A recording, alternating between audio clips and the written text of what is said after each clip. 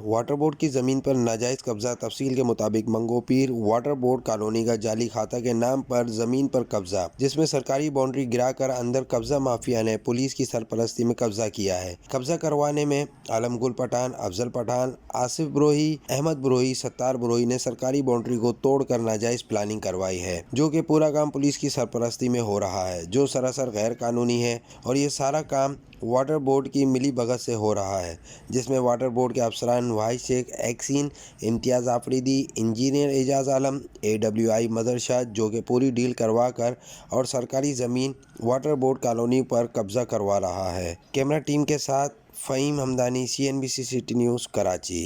इस वीडियो को लाइक करें, हमारे चैनल को सब्सक्राइब कर बेल आइकन जरूर प्रेस करें हमारी न्यू वीडियो सबसे पहले देखने के लिए।